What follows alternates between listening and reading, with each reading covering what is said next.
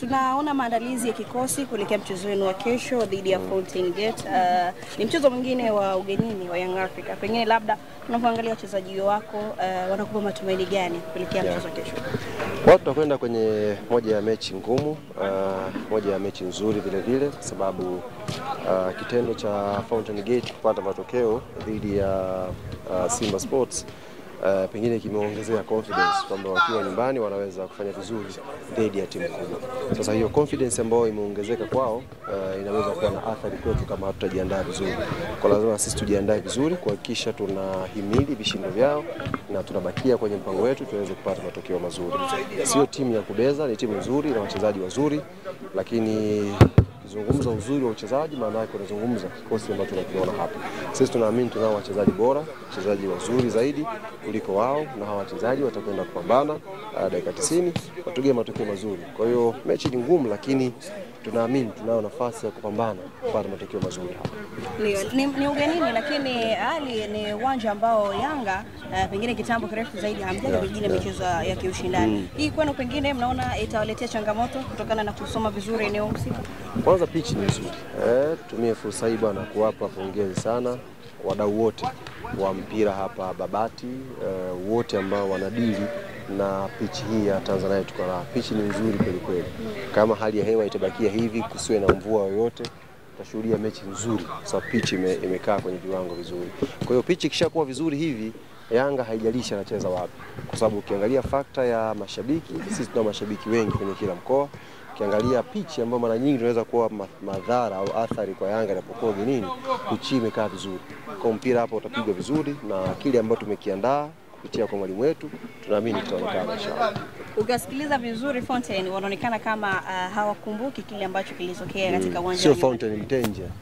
Sio Fountain, Mtenje ni mchezaji. Si wachanganye. Fountain Gate wao wanajua wacheza na Yanga wakachukua chuma 5.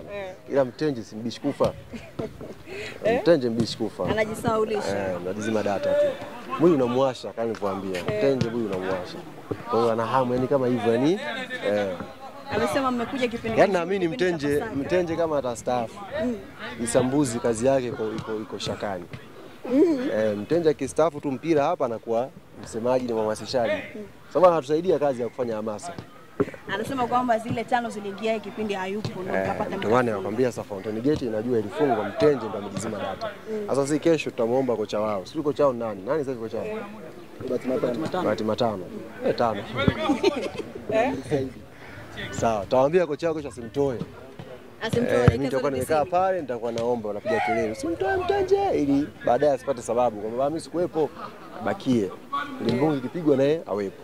Uzuri wa wachezaji wetu hawa kama ilivyo kawaida yangu. Niwaambie waandishi. Ile interview nimeshare kwa wachezaji wote hapa. Wote hapa. Wote. Ya Mtenje. Amesema kwamba yes, nimwambia wachezaji. Kwenye group la wachezaji nimetuma na wale specific na wajua wanangu wa kazi chafu pia nimewatumia. Nimwambia huyu kijana anasema sisi wanakwenda kwa sisi ni nyama yao ya sikukuu. Kwa hiyo sasa wenye jukumu la kutuheshimisha ni nyie na kudhalilisha ni nyie.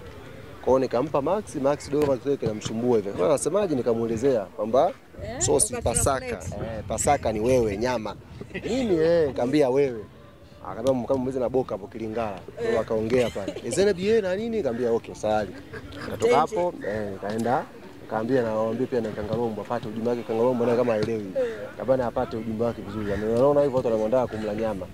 Baka anaona wewe. Sasa kama ataiwa nyama ataanzwa yeye. Kuona hiyo ujumbe ukamfikia. Bwana wewe umeandaliwa kuliwa nyama hapa. Baada hapo nikafuata sasa department yangu ya mambo mbaya, kazi chafu. Mpa Duke Abuyo, nampa Mudathiri pale, nampa Stefan Azizi, nampa Baka, nampa wote. Neno la Mtenje tu umelifungia booster hivyo. Sasa mimi sinapendaga vitu kama hivyo. Kwa sababu unajua ukisema unataka kutula nyama, maana sasa sisi Yanga wote tutalika nyama hapa Pasaka. Taliwa hapa. Sasa kutupambania ni hawa, wanatakiwa wajue kama watu wameandaa kutula hapa. Sasa sisi tusiliwe tule wale wao. Kwa hiyo nimewapa taarifa wote. Na hata alipokuwa anakuja amekaa kama milioni kwa naongea nao nilikuwa nawakumbusha. Msisahau. Yaani kesho ndio uwanja ndio huu. Yaani lengo langu ni shoti tu. Shoti tu mpaka cheche zitoke. Sawa. Michezo ilobaki ni michache sana kwenda kutamatisha. Minne, sio michache, minne. Minne bakia mechi na Fountain Gate. Sasa wewe ni Yanga ni mimi. Nimeuliza. Yanga sasa ndio sisi tunakwambia mechi hizi na Fountain Gate, mechi na Namungo, mechi na Prison, mechi na Dodoma Jiji, msimu umeisha. Point 12 Yanga bingwa. Ambaye anataka kucheza na nyinyi labda. Mashindano yako mengi, kuna kombe la Muungano njoo, kuna kombe la CRDB njoo. Ila kwenye ligi mna michezo mingi. Michezo 4 ibakia. Tufunge biashara. Kwa hiyo tukipambana tukichukua point 12 kwenye ligi, maana yake automatic Yanga bingwa. Naona tayari za chini mmeshaanza kuweka kamati nyingine ya roho mbaya kwa ajili ya msimu ujao michuano ya kimataifa. Yes, kwa sababu sasa hivi kikanuni ukiangalia pointi zile ambazo Yanga tuko nazo, automatic tayari Yanga tumeshafuzu Champions League next season. Kwa pointi yetu ambazo mtu wa tatu hawezi kuzifikia. Maana yake tumeshakata tiketi ya kucheza Champions League msimu ujao.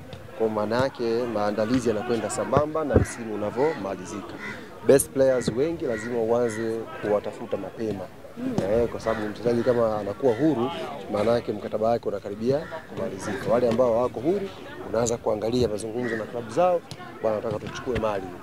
Watakuja. Mazungumzo yameshaanza, wala sio jambo la kuficha. Tumeanza kuboresha timu yetu kuelekea msimu ujao. Maboresho ya kwanza ni kubakisha nyota ambao tuko nao. Wanatakiwa wabakie kwa mujibu wa ripoti ya mwalimu. Lakini pia la pili waruhusu. La pili ni kuhakikisha ripoti ya mwalimu inatuongoza watu gani ambao wanatakiwa wabakie. Na wale ambao watatufuata ofisini, bwana mimi nataka niondoke, tutaangalia kwa interest ya club nani tumuondoe. Lakini focus yetu sisi ipo kwenye kujenga pia timu ya msimu ujao. Na tumeshaanza hiyo michakato kwa sababu tayari tuna tiketi ya kucheza Champions League msimu ujao.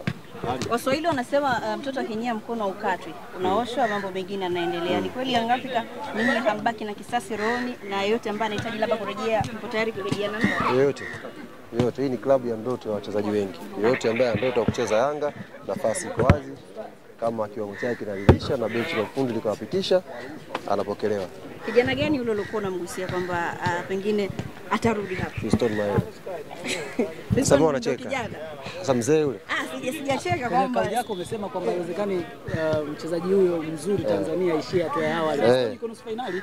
Anipigia tena bwana. Unaona? Mayele fa video call. Hebu mpokelee. Simwambia. Simwambie na yeye labda. Ila ipo klabu bingwa huyu. Baba. Tuko tunapasha hapa. Tunacheza kesho. Tunacheza kesho. Tunacheza kesho hapa. Tumwambie ni kweli ndio. Mechi kesho. Ila la heri kwa yako. Haya unaomba mwanangu. Uko fresh lakini. Tumsalimie basi. Uko fresh mwanangu, njoo nimefika sasa nyumbani. Mrudi Misri sasa hivi. Wewe mbali kabisa. Asante. Kila la heri. Wewe tumalize mechi na maandalizi tutaongea baadaye.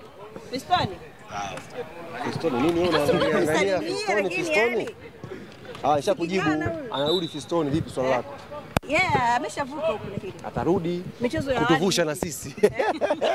Umesema kwamba hatua za awali. Atarudi pia Fiston Kaala Mayele kutuvusha. Sasa hivi anakaribia kwenda finali. Wewe na nyota yetu anao yeye, medali nyingine tuchukue. Mwalimu wa Fontaine kwenye mechi ya Simba alishawahi kudhibitisha kwamba yeye ni mnyama. Hii inaweza kawa inaongeza ugumu wa hii mechi, mnajua unaenda kucheza. Hapana. Sasa si bora yeye anajificha. Si wanaye amlisaidi pale. Kwa tuwezi kufocus sisi na makocha. Ameshaidi ni mnyama. Sasa wewe ulikuwa mdogo nini? Japo stamu mjui? Sasa huyu matano katoka mbali huko usimba wake wa kuungaunga huko plasta nyingi tuanze kumfikia. Wakati wanaye amlisaidi pale Jap Stam. Namjua wewe? Kwa mtoto sasa wanaye watu wa Simba wapo. Watu tunajua sisi. Kwa hiyo hatuwezi kudili na benchi la ufundi sisi. Wao wapende timu zao wazipenda, hamna shida. Bungi itazungumzwa hapo.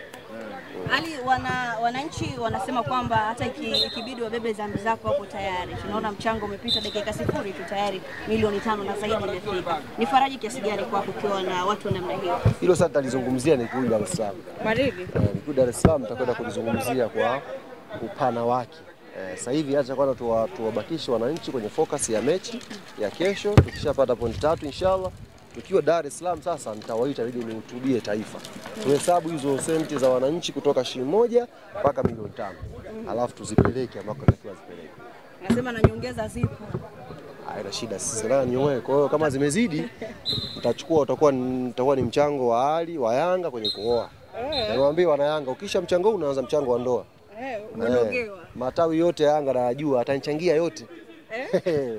Yaani matawi yote ya Yanga atanichangia. Zanzibar dakika 18 bila kuna lolote unaweza kuliambia? Hapana. Mambo mimi Ile dua uliomba pale ni dua gani pale? Ni dua ya kuombea Yanga ishinde kesho. Ndani nje ulimaanisha nini? Wewe neno ndani. Wafunge Fountain Gate da na hapa. Da ushawafunga. Bado hapa sio nje ndani.